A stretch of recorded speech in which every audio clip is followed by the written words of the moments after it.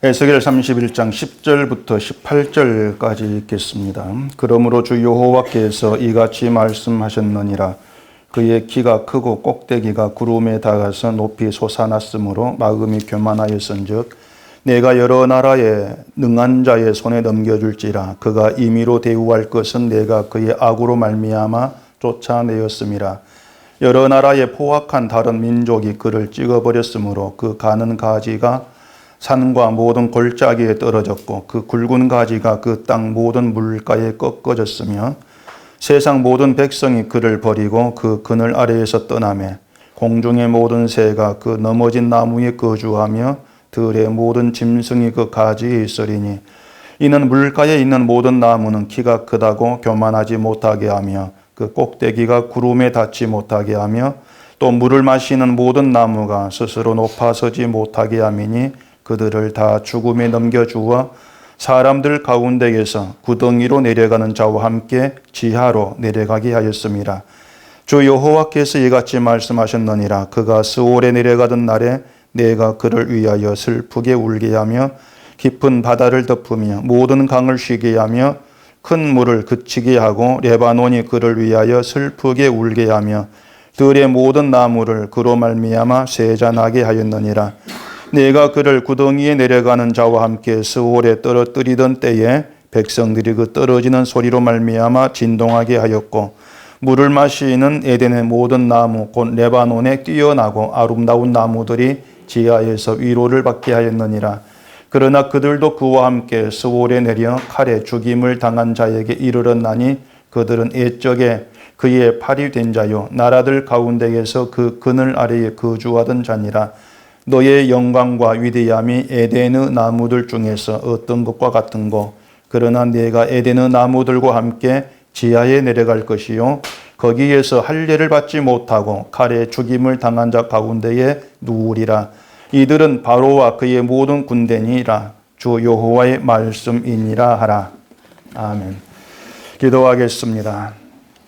하나님 아버지, 이 시간도 주의 말씀에 붙들려서 이 세상이 아니라 하나님께서 우리에게 예배하신 그 나라를 바라오며 그 나라가 우리의 소망으로 굳건히 자리할 수 있도록 해주시옵소서. 예수님 이름으로 기도합니다. 아멘. 지난주 18일이 무슨 날인지 혹시 아시는 분 있습니까? 이건 경품을 좀 거려야 되는데 지난주 18일 금요일이 세계 수면의 날입니다. 수면, 잠자는 날이에요. 그 세계 수면 학회라고 있어요. 그 단체에서 2008년부터 매년 3월 둘째 주 금요일을 세계 수면의 날 그렇게 정해 놓은 겁니다. 수면의 날이 있다는 건 그만큼 사람에게 잠이 중요하다 이러한 의미가 될 것이고 또 한편으로는 갈수록 사람이 편히 잠자기 어려운 그런 시대가 되었다. 이러한 뜻도 되겠죠. 일이 바빠서 그렇기도 할 것이고 또 뭐 스트레스 여러 가지 원인으로 해서 편하게 잠자지 못한 그런 사람이 많이 늘고 있다 그래요. 수면 장애라 그러죠. 저도 잠을 제대로 못 잡니다. 맨 저녁에 1시 넘어야 잠이 들고 그런데 그리고 오면 잠자는 게 참 좋은 또 누구는 복이라 그러죠. 복은 복이에요. 그 시편에 보면은 여호와께서 그의 사랑한 자에게 잠을 주신다 이렇게 말하지 않습니까? 여호와께서 사랑하는 자에게 잠을 주신다 이렇게 하는데 그건 수면 장애가 있으면 사랑받지 못한 누구다? 사람이다. 그 뜻은 아니에요. 잠을 푹 자야 사랑을 받고 있는 것이다. 이러한 의미가 아닌 겁니다. 잠을 주신다는 것은 어떤 수면 장애를 없게 해서 잠을 푹 자게 해줄게 이러한 의미가 아니고요. 잠을 준다, 잠을 잔다는 건 평안이거든요. 잠을 잔다, 평안이죠. 잠잔 순간만큼은 모든 걸 다 잊어버립니다. 염려도 없고 근심도 없고 걱정도 아무것도 없어요. 내가 높아지고 싶은데 마음대로 안 되는 것 때문에 실망하는 그것도 잠들면 없지 않습니까? 나보다 잘 된 사람들 때문에 시기하는 그런 것도 잠자는 순간만큼은 사라지고 없는 거예요. 그러니까 사람들에게 그처럼 염려, 어떤 불안, 걱정, 시기, 부러움 이러한 것들이 사라지면은요, 말 그대로 평안을 누릴 수가 있는 겁니다. 그게 안식 그 자체란 말이에요. 그렇게 보면 사람들이 참 불행하게 살아가죠. 힘들게 살고 그렇습니다. 매일같이 어떤 경쟁들, 시기들, 그런 사람들 틈바구니 속에 나도 싸워야 되고, 벌어야 되고, 높아져야 되고, 그런 틈바구니 있기 때문에 늘 불안이 있고, 또 불만도 가득한 게 어떤 그 세상의 삶이다.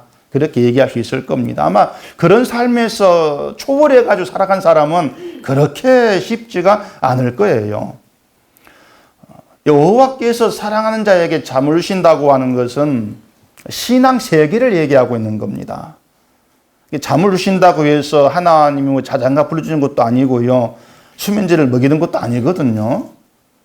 이제 자! 이렇게 명령한 그런 것도 아니고 억지로 잠을 재우는 그런 잠을 얘기하는 게 아니에요. 잠을 주신다. 잠이 평강이라겠죠. 평안이라겠는데 그 평강의 상태, 그걸 주시겠다고 하는 겁니다. 그러니까 우리를 평강의 상태로 이끌어가는 게 신앙이라는 겁니다. 근데 오늘날 기독교인의 신앙에 평강이 사실 없잖아요. 여러분도 마찬가지지 않습니까? 우리가 하나님 믿는다 하지만은 그 신앙 세계에서 난 평강이 있다.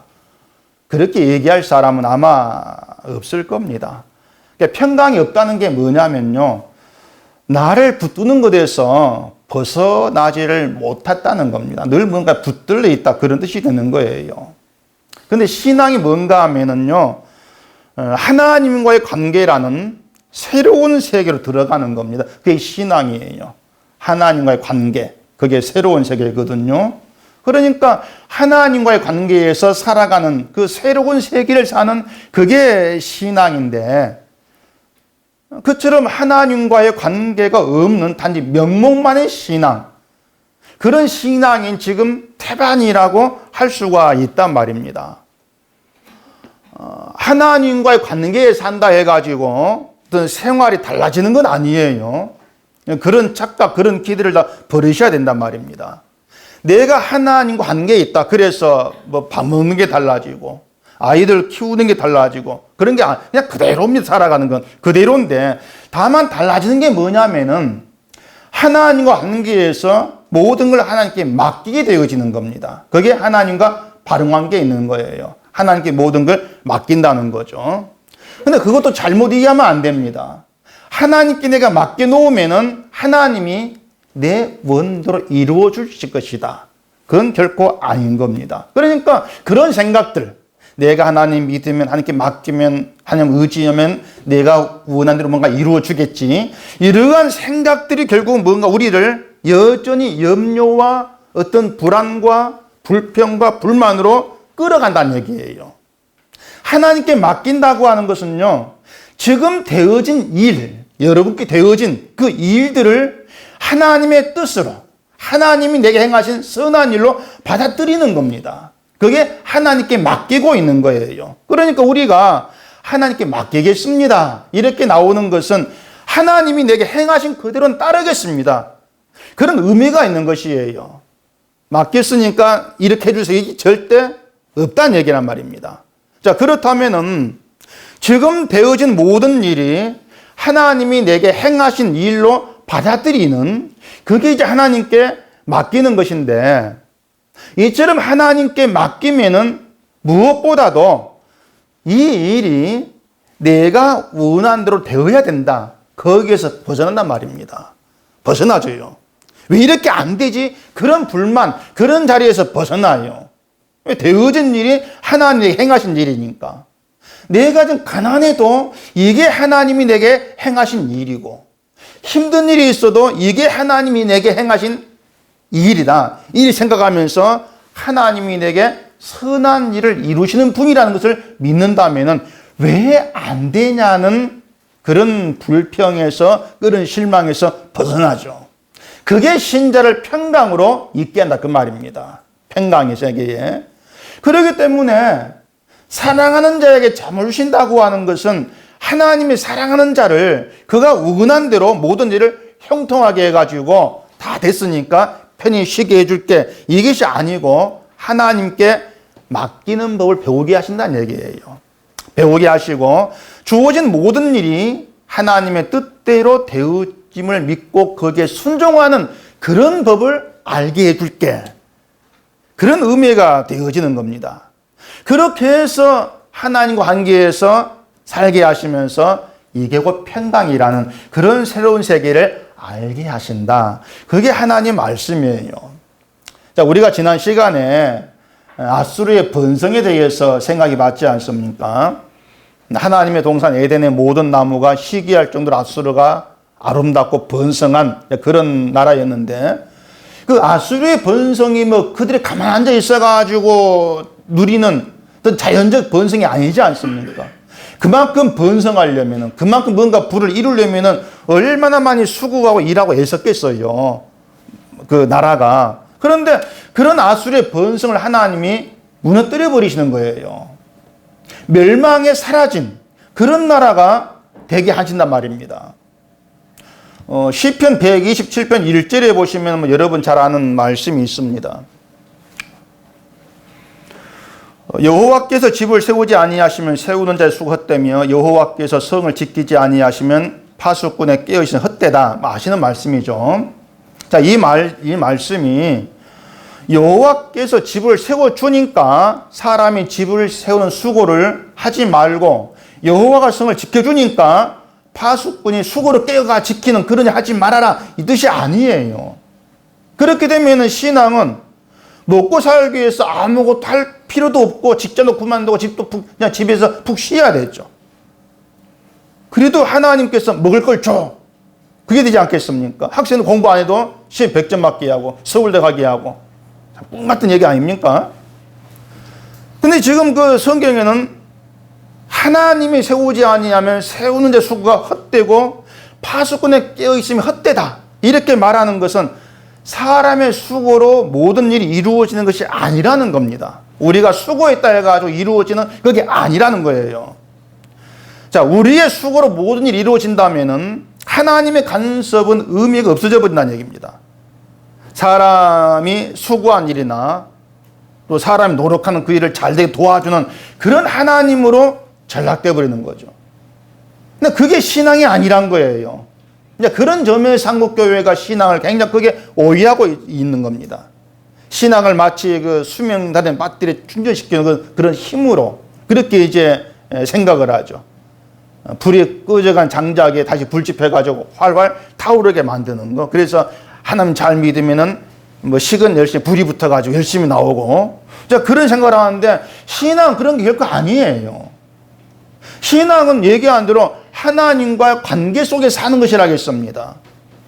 그 하나님과 관계에 사는 것을 무언가를 설명한다면은 우리의 모든 삶이 하나님께 붙들려 있고 하나님 간섭받고 살아간다, 그 뜻이란 말이에요. 그러니까 내 모든 일이 하나님 손 안에 있어, 그거예요. 그게 하나님 관계 속에 있는 거예요. 그래서 수고가 헛되다고 하는 것은 말씀드린 것처럼 너희가 수고하지 않아도 된다는 것이 아니고 하나님의 손에 붙잡혀 사는 것이 아닐 때에 우리의 수고가 다 헛되다, 그 말입니다. 하나님께 붙들린 게 아닐 때에. 헛되다고 하는 것은 아무리 수고해도 안 돼, 그것이 아니고 수고해서 뭔가 이루었다 할지라도 결국은 다 무너진다는 것이죠. 무너진다. 그렇기 때문에 헛되다는 거예요. 아수르가 바로 그거예요. 아수르가 수고해서 번성했습니다. 그럼 무너져 버립니다. 하나님에 의해서. 남은 게 없어요, 아수르가. 그런 점이 헛되다는 얘기죠. 아무 남은 게 없단 말입니다. 그러면 수고가 헛되지 않은 길이 뭐겠습니까? 내가 수고해서 이룰 것을 보는 것이 아니고 이루신 분이 있다, 이걸 보시란 말이에요.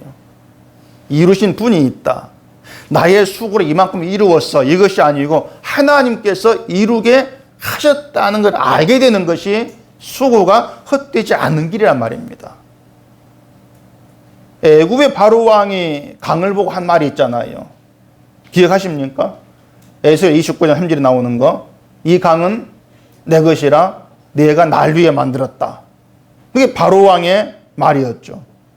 자기의 수고와 능력을 자랑하는 거예요. 그런 수고가 헛되다 그 말입니다. 애굽이 무너지고 사라지면은 강을 만들었다 수고, 그 자랑에 무슨 의미가 있겠습니까? 아무 의미가 없는 거죠. 이처럼 내가 하나님의 손에 붙들려 있고 하나님의 행하심으로 인해서 이루어진다는 것을 모르는 사람의 수고가 몽땅 헛된 거, 그렇게 얘기를 한단 말입니다. 하나님은 바로 왕의 그 같은 교만을 아수르의 번성과 멸망을 통해서 지금 보이시는 거예요. 오늘 10절에 보시면은 그러므로 주 여호와께서 이같이 말씀하셨느니라. 그의 키가 크고 꼭대기가 구름에 닿아서 높이 솟아났으므로 마음이 교만하였은즉, 아수르의 마음이 교만했다 이렇게 얘기합니다. 교만으로 인해서 아수르가 멸망을 받은 거예요. 교만 그러면은 난 교만이 뭔지 알아, 그런 생각이 먼저 앞설 수가 있는데, 교만은 세상이 생각하는 그런 교만이 아니에요. 여러분이 성경을 알고 있다고 여긴 부분들을 막상 시험 좋으면은 전혀 알지 못한 경우가 굉장히 많이 있습니다. 교만도 마찬가지인데요. 교만에 대한 그 주된 오해가 뭔가 하면은 교만을 성품이나 인격적인 것으로 생각을 하는 겁니다. 우리 국어사전을 보면 교만을 잘난 체한 태도로 겸손함 없이 건방진 거, 그렇게 설명되어 있습니다. 교만을 건방지다, 잘난 척한다. 반대로 겸손은 남을 존중하고 자기를 낮추는 태도, 그렇게 설명을 해요. 이제 그런 게 도덕적인 의미에서 설명되는 교만과 겸손이라는 얘기죠. 아수르의 교만은 그런 의미로 말하는 게 아닙니다. 성경의 교만과 겸손을 그렇게 얘기하지를 않아요. 잠언서 16장 18절 보시면은 교만은 패망의 선봉이요 거만한 마음은 넘어짐의 앞잡이니라 이렇게 말하지 않습니까? 그 교만이 패망, 멸망의 선봉이라고 하는 것은 세상의 멸망의 이유가 교만에 있다는 겁니다. 이게 교만이고 죄의 본질이에요. 출애굽기 하나님이 애굽에 재앙을 내리셨거든요. 그 9장 보면은 애굽의 가축에 돌림병이 돌아가지고 애굽 모든 가축이 다 죽어버립니다. 5번째 재앙입니다. 6번째는 애굽까지의 사람에게 짐승에게 그 악성 종기가 생기는 게 6번째 재앙인데, 그래도 바로가 이스라엘을 안 보내니까 하나님이 하신 말씀이 있어요. 그 출애굽기 9장 15절 보시면은 이런 말씀을 합니다. 오늘은 성경 짧게만 해서 제가 여기 띄웁니다. 내가 손을 펴서 돌림병으로 너와 내 백성을 쳤더라면 내가 세상에서 끊어졌을 것이나 내가 너를 세웠으면 나의 능력을 내게 보이고 내 이름이 온 천하에 전파되게 하려 하였음이라. 내가 여전히 내 백성 앞에 교만하여 그들을 보내지 아니하느냐. 자, 그렇게 얘기를 합니다. 바로 왕에게. 무슨 말인가 하면은 하나님이 돌림병으로 가축을 쳐가지고 애굽의 모든 가축을 죽게 했단 말이에요. 그런 하나님이 왕과 백성을 쳤다면 이미 넌 죽었다 그 말입니다. 이미 죽었다. 그런데도 너를 살려둔 것은 그 하나님의 능력을 너에게 보이고 그 능력을 전파하기 위해서다 이렇게 얘기합니다. 그렇기 때문에 바로 왕이 그 모든 가축이 죽는 걸 보고서 하나님의 능력을 깨닫고 내가 살아있는 것이 여호와라는 신의 그 나를 살린 덕분이구나 이걸 알았다면은 이스라엘을 보냈을 거란 얘기죠. 능력을 보고. 그런데 보내지 않은 게 교만이라고 하는 겁니다. 그 말이 뭐냐면 내가 내 스스로의 힘으로 살아있는 것이 아니고 하나님이 살려주셔서 살아있다는 것, 이걸 인정치를 않는다는 거예요. 그 자체를 교만이라고 한단 말입니다. 그럼 겸손이 뭐겠습니까? 내가 살아있는 것, 그 자체가 하나님이 살려줘서 살아있습니다. 고개 숙이는 거죠. 그게 겸손이라고 하는 거예요. 때문에 교만과 겸손도 하나님과의 관계에서 해석을 하고 이해를 해야 돼요. 그래야 교만이 뭔가를 알아요. 그렇다면 교만한 사람이 누굽니까? 애굽의 바로왕만이 아니에요. 아수르만이 아니고 이 땅의 모든 인간이 교만하죠. 하나님 앞에서. 다 교만한 인간이에요. 우리도 예외가 아니란 얘기입니다. 교만한 사람들이죠. 아니요, 난 내가 살아있음이 하나님의 능력을 믿습니다. 난 교만하지 않습니다. 그렇게 말한다면 그 자체가 교만입니다. 미리 말씀드릴게요. 난 하나님 믿습니다. 하나님이 날 살려서 믿습니다. 그렇게 나오는 자체가 교만이에요. 모든 인간은요, 교만으로 하나가 됩니다. 죄로 하나가 된다는 뜻이에요. 누구도 교만에 대해서 난 아니요 말할 수가 없습니다. 만약에 나는 교만하지 않습니다 이렇게 나온다면 그건 교만을 얘기한 대로 성품적인 거. 그렇게 잘못 이해하기 때문에 난 교만하지 않아. 왜? 잘난 척한 적이 없으니까. 근데 그게 잘난 척하는 건데요, 제가 볼 때. 바로 왕은 모든 가축이 돌림병으로 죽었습니다. 그걸 보면서도 하나님이 날 쳤으면 나도 죽었을 것이다. 그 생각을 못한 거죠. 그럼 여러분이 성경에서 애굽의 10장 봤을 겁니다. 그 10장을 보시면서 하나님이 애굽의 모든 가축을 쳤네. 나를 쳤으면 나도 죽었을 거야. 그런 생각 해본 적이 있습니까, 여러분? 애굽의 재앙은요, 수천 년의 재앙으로 끝난 게 아니에요. 옛날 사건이 아니라는 얘기입니다. 지금도 지구상에는 그런 돌림병으로 인해 가지고 가축이 수만 마리, 수십 마리 죽기도 하지 않습니까? 그걸 보면서 하나님이 날 쳤으면 나 죽었을 건데, 그런 생각하면서 내가 살아있는 것이 하나님이 살려준 덕분이야. 그런 생각이 나오냐는 얘기예요. 아마 그렇지 않을 겁니다. 뭐 조류 무슨 바이러스 닭줄 죽어나가면 야 닭값 올라가겠네 그 생각 나오잖아요. 구지역으로 소 죽으면 야 새우값 오르겠네 그 생각 튀어나올 거고요. 그런 우리가 교만하지 않는 얘기죠. 다 교만한 존재예요. 우리도 교만하기 때문에 우리 또한 아수르처럼 무너져야 될 그런 악한 존재일 뿐이란 얘기입니다. 그러니까 아수르에 대한 얘기를 보면서 이방 나라 얘기를 보면서 그렇게 자기를 확인하셔야 돼요. 내가 교만한 존재구나. 내가 심판을 받아서 무너져야 될 그런 존재구나. 자기 확인을 먼저 하시라는 얘기입니다. 그게 없으면 성경 잘못 본 거예요. 즉 하나님 이처럼 아수르 멸망을 통해 애굽에게 너희도 멸망해야 될 존재야 이걸 말씀하시고 있는 거예요. 우리도 말씀하시고 있는 것이고. 그래서 교만은 강자가 약자에게 갑질하는 그런 수준이 아닌 겁니다. 하나님 관계에서 나를 보고 세상을 보지 않는 것. 그게 교만이에요. 내가 또 이 세상이 하나님 손에 붙들려 있고 다스림 받고 있다. 그 생각을 하지 않고 내 수고로 내 힘으로 살아간다. 그 자체가 교만이죠. 때문에 교만은 뭐 땅콩 사건 유명 어떤 사람 그런 문제만이 아니거든요. 그렇기 때문에 누구도 다른 사람 보면서 너는 교만한 사람이야 말할 자가 우리에게 없는 겁니다. 똑같이 교만하니까. 자, 아수르가 번성함으로 마음이 교만해졌는데 번성한 사람 치고 교만한 사람 누가 있겠습니까? 다 교만해지죠. 번성 자체를 내 힘으로 여기잖아요. 9절 보시면은 내가 그 가지를 많게 하여 모양이 아름답게 하였더니 하나님의 동산 에덴에 있는 모든 나무가 다 시기하였느니라. 자, 아수르를 아름답게 하시고 번성케 한 분은 하나님입니다. 표면적으로의 아수르를 수고했겠죠. 하지만 그 번성 허락하신 분, 조성하신 분이 하나님이시란 말이에요. 그렇기 때문에 지금의 여러분은 하나님이 되게 하신 겁니다. 하나님에 의해 조성되어 있는 그게 지금 여러분이에요.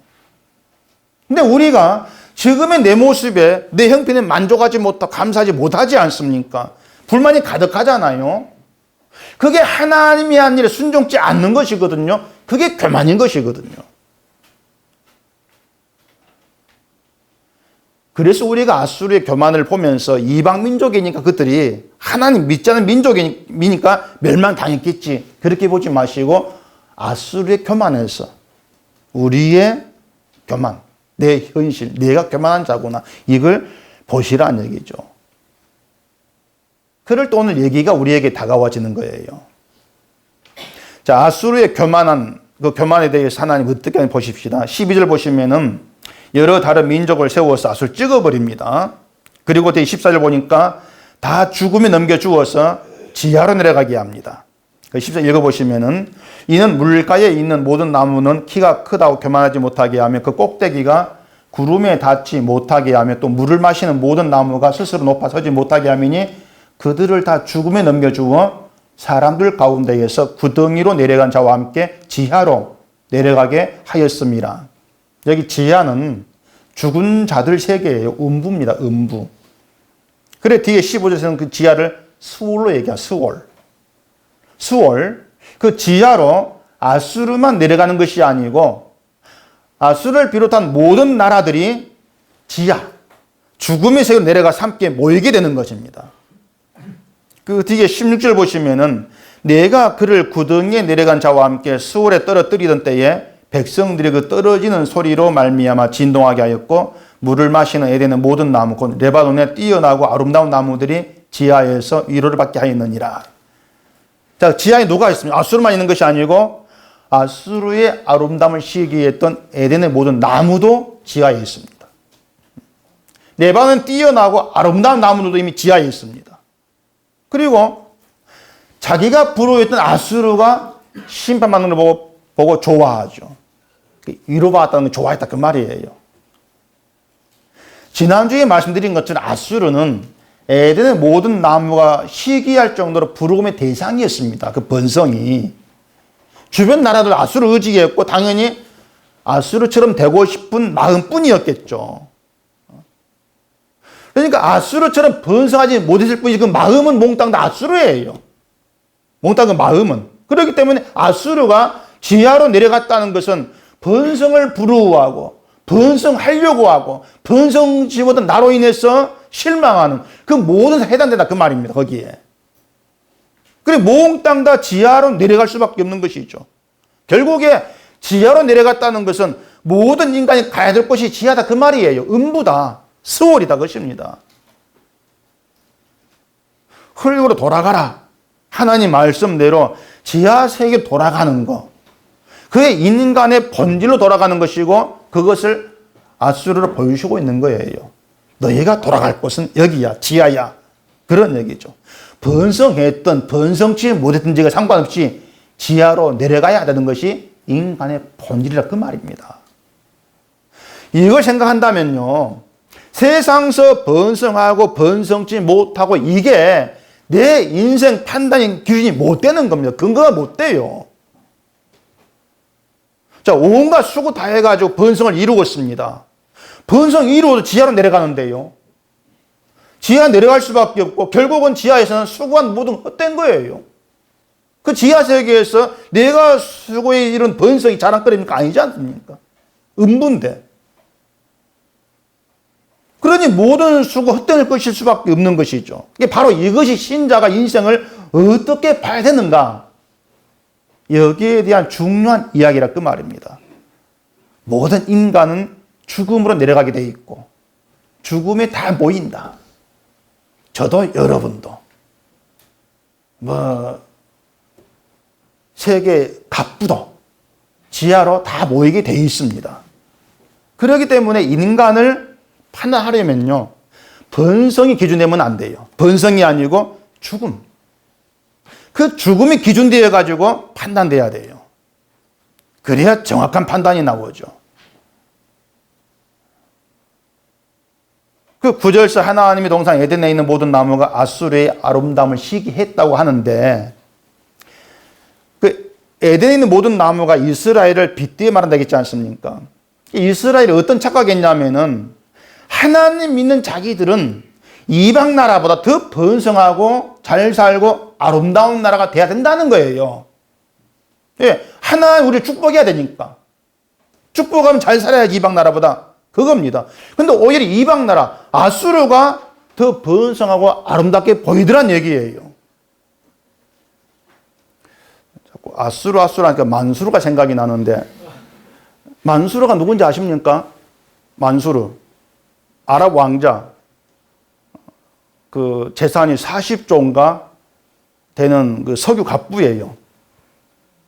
그 만수르 집에 가사 도우미 연봉이 얼마인지 아세요? 모르십니까? 뭐 알 필요 없겠죠. 2억입니다. 가사 도우미 연봉이. 가고 싶죠? 뭐 다 보이거든요, 지금. 야, 그 집 도우미하고 싶어. 2억이, 여러분 연봉이 얼마인지 모르겠는데, 2억 꿈 같은 얘기 아닙니까? 그게 에덴 나무였어요. 에덴 동산 나무였어요. 이스라엘이 오늘 우리들입니다. 근데 그런 만수르도 지하에서 만나요. 지하로 내려가서. 여러분, 에덴의 참된 의미는요, 생명나무에서 차지한단 말입니다. 생명나무에서. 에덴 그러면은, 야, 살기 좋은 거 다 지워버리시고, 생명나무가 있는 곳. 그게 진짜 에덴의 의미예요. 에덴의 가치죠. 근데 에덴이 생명나무로 가는 길이 막혔지 않습니까? 그것으로 에덴의 가치는 사라진 것입니다. 가치 없어요. 그렇기 때문에 지금 우리에게 에덴은 뭐겠습니까? 생명으로 오신 예수님, 우리 에덴이죠. 예수님이. 그리고 우리가 그 생명인 예수 안에 심겨진 나무라면은 우리의 가치는요, 우리 인생의 가치는 세상의 성공과 번성에서 찾을 것이 아니고 생명에 심겨져 있다. 거기에서 여러분의 가치를 찾으시란 얘기입니다. 자, 우리도 지하로 끌려 내려가게 되어 있습니다. 흙으로 돌아가요. 근데 그 지하가, 그 죽음의 세계가 우리가 머물 영원한 세계가 아니라는 얘기죠. 왜? 생명 안에 있으니까. 생명이 심겨져 있으니까. 생명에 속한 우리는 이미 지하에서 건진받은 존재들입니다. 그게 예수 안에 있는 우리 주어진 약속 축복이에요. 그게 여러분 복이에요. 그렇기 때문에 예수 안에 있는 신자에게는 세상에서 잠시 동안 누리는 낙을 바라보면서 부러워하고 시기할 필요가 없는 것이고, 내가 뭔가 없다 해가지고 실망할 이유도 없다는 얘기입니다. 예수 안에서는. 그게 신자됨이란 얘기예요. 그게 신앙세계죠. 그게 평강이고요.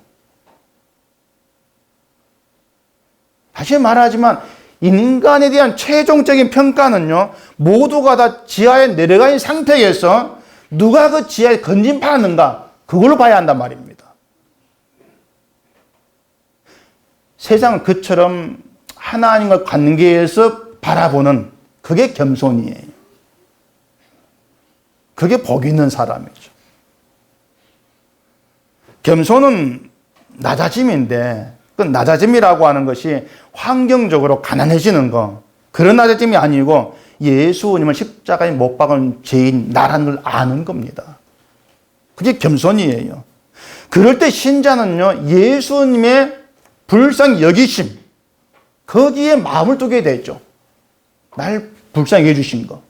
나 같은 자를 불쌍히 여겨주신 예수님의 은혜를 알게 되는 것이고, 그 은혜 아래 있게 되어지는 것. 그걸 나의 가장 최고의 복으로 여기는 것입니다. 그게 신앙세계입니다. 이런 신자에게는요, 번성하든 번성하지 않든 그게 문제가 되지 않지 않습니까? 모두가 지하로, 음부로 내려가는 그런 법칙 앞에서 나에게 가치 있는 것은 지하에 있는 나를 버려두지 않고 건져준 은혜고 자비이기 때문에 그런 겁니다. 그 은혜와 자비로 오신 분이 예수 그리스도라면 우리의 가치는 그리스도께 있습니다. 그게 답이에요. 전도서 9장 3절 보시면은요, 모든 사람의 결국은 일반이라 이것은 해 아래에서 행해지는 모든 일 중에 악한 것이니 곧 인생의 마음에는 악이 가득하여 그들의 평생에 미친 마음을 품고 있다가 후에는 죽은 자들에게로 돌아가는 것이라. 모든 사람의 결국이 일반은 다 같다는 것입니다. 다 똑같아. 그 결국이 뭡니까? 악이 가득한 마음으로 평생을 미친 마음을 품고 사는 겁니다. 그렇게 살다가 죽은 자들에게로 돌아가는 거예요. 지하로 내려간다. 그게 인생 결국입니다. 자, 우리 마음에 악이 가득하잖아요. 평생을 욕망에 미친 마음으로 살다가 지하에 죽은 자들에게 돌아가지 않습니까? 그걸 누가 거부합니까? 이걸 피할 사람 아무도 없잖아요. 그런데도 우리가 교회로 모여가지고 번성이란 복에 기대하고 그게 옳으냐는 얘기죠. 교회 부흥에 미치고 세상 번성에 미치고 내가 높아지는 게 미치고 온통 미친 사람들이 모여가지고 하나님 부르는 거. 그것에 지나지를 않는 겁니다. 제가 여러분께 말씀드리고 싶은 건요.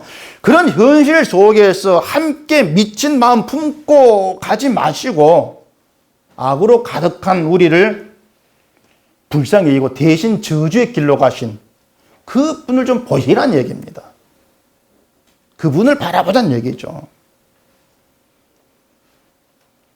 그 전도서 9장 뒤에 4절, 5절 보시면은 모든 산 자들 중에 들어있는 자에게는 누구나 소망이 있음은 산 개가 죽은 사자보다 낫기 때문이니라.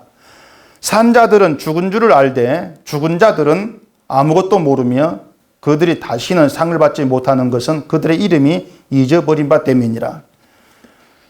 산 개가 죽은 사자보다 낫다. 뭐 많이 들었을 겁니다.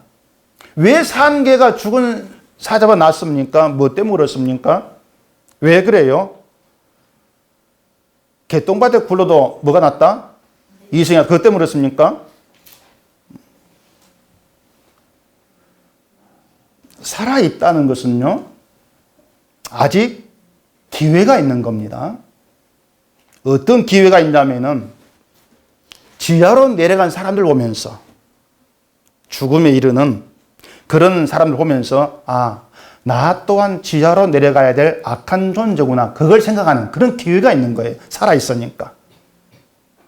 그걸 생각하면서 지하로 내려가는 그런 나 같은 자를 그 죽음의 지하에서 건져내기 위해서 예수님이 오셨다. 그 예수님 오심을 알 수 있는 기회가 있단 말입니다. 살아있기 때문에. 그래서 살아있는 게 낫다는 거예요. 왜냐하면 살아있으니까 내가 죽을 줄을 안다는 얘기죠. 죄로 인해서. 근데 죽어버렸다면은 그게 만수는 누구든지 간에 기회가 사라진 거예요.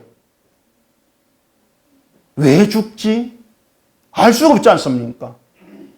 날 위해 누가 오셨지? 알 수가 없잖아요.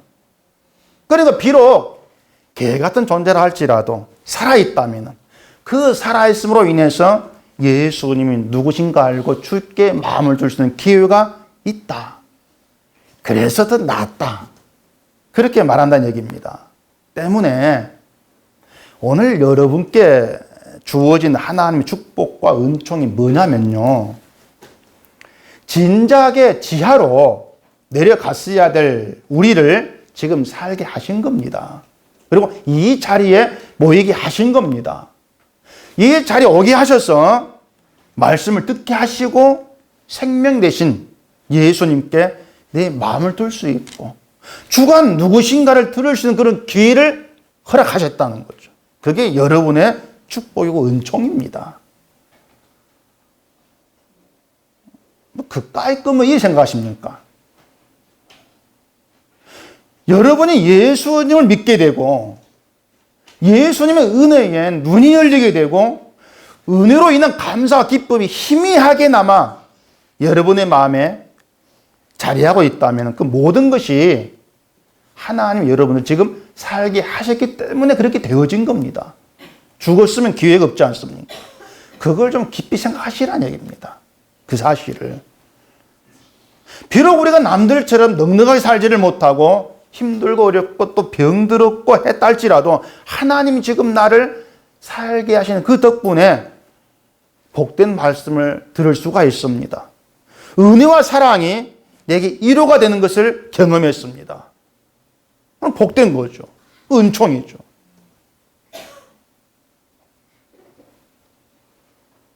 오늘 본문 18절에 보시면은 너의 영광과 위대함이 에덴의 나무들 중에서 어떤 것과 같은 것 그러나 네가 에덴의 나무들과 함께 지하에 내려갈 것이요 거기에서 할례를 받지 못하고 칼에 죽임을 당한 자 가운데에 누우리라. 이들은 바로와 그의 모든 군대니라. 주 여호와의 말씀이니라 하라. 에덴의 모든 나무보다 아름답고 위대하다 해서 모두가 함께 지하로 내려간다. 아무리 아름답고 위대하다 할지라도 몽땅 다 지하로 내려간다. 이게 하나의 법칙입니다. 이걸 잊지를 마세요. 그게 우리 인생 결국이다. 이걸 생각하시고 이 같은 인생의 결국 앞에서 이 세상의 번성을 축복이라고 할 수가 있느냐를 따져보시라는 얘기입니다. 지하로 간다. 이걸 앞에 세워두시고 이 땅의 번성을 축복이라고 할 수가 있느냐.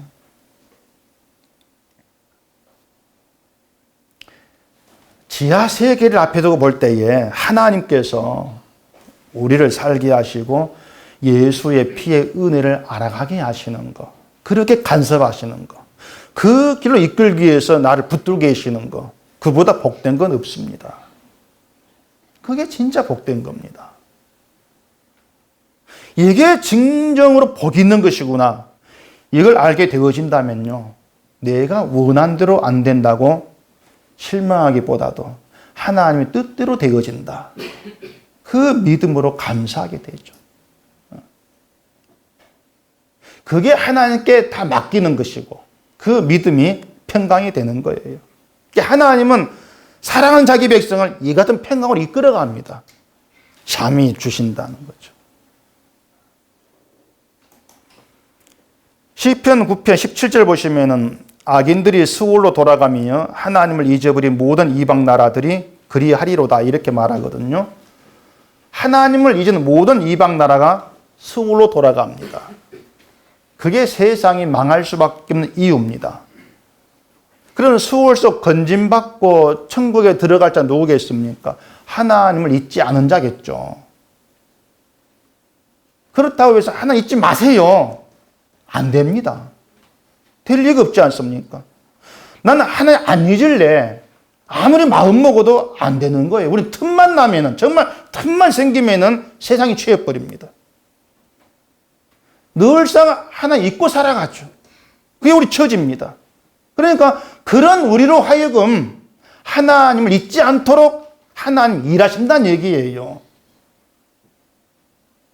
그러니 하나님 일하신다는 것이 우리에게는 은총으로 다가올 수밖에 없는 거죠. 하나님을 잊지 않도록 하나님 일하시는 것이 우리의 마음에 십자가를 박아버린 겁니다. 십자가에서 흐르는 예수의 피의 은혜가 우리 마음에 흐르게 하시는 거예요. 그 피로 인해서 하나님을 잊지 않게 하는 겁니다. 왜? 그 피로 말미암아 하나님의 인자하심과 자비와 은총을 알게 되어지니까. 긍휼을 아니까. 그게 하나 잊지 않는 거예요. 하나님의 사랑과 자비로 인해서 내가 오늘도 존재해야 합니다. 그런 고백이 나와지는 거죠.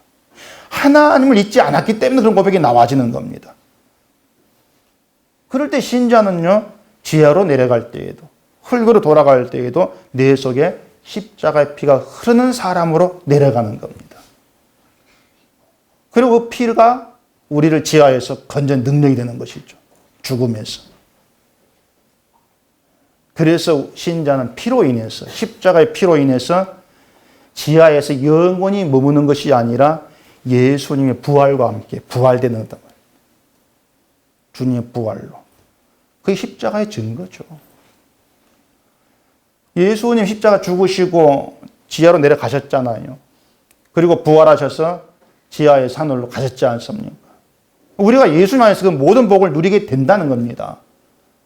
그렇기 때문에 할 수 있는 말은 예수님을 믿게 된 것이 복입니다. 좀 그렇게 얘기할 수밖에 없는 거예요. 도무지 다른 복을 갖다 붙일 수가 없습니다. 지하세에 생각한다면 예수님을 믿게 된 게 복입니다. 그리고 예수를 믿을 수 있는 나를 믿게 하신 그 하나님 일하심이 내게는 가장 선한 것입니다. 지금 내가 힘들고 병든 것도 나로 하여금 그 주를 알게 하시고 믿음 있게 하기 위해서 하신 일입니다. 그렇게 여겨진다면 나의 모든 일도 선한 일로 다가와지죠. 그게 하나님께 맡기는 것이거든요. 오늘날 신앙의 문제는 그겁니다. 뭐가 은총인지, 뭐가 복인지. 예수를 말하면서도 신자가 완벽한 복에 들어와 있다는 것을 놓치고 살아가는. 그게 문제예요. 그렇기 때문에 헛된 거, 무너질 수밖에 없는 그게 매여 있고, 그게 내게 없다 해서 불만 있고, 원망하고, 시기하고, 그래 평강이 없죠. 왜 안 돼, 왜 안 된다 하면서. 잘된 거 보면 시기나 나오고.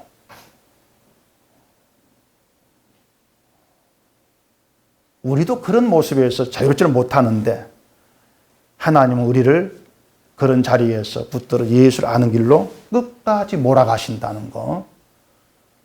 그걸 잊지 마시고 하나님께 붙들려 있다는 그 자체가 나에게는 귀한 은총이라는 것을 깊이 깨닫시는 것이 정말 필요합니다. 그게 신앙의 세계니까. 그게 하나님 관계에 살아가는 것이니까요.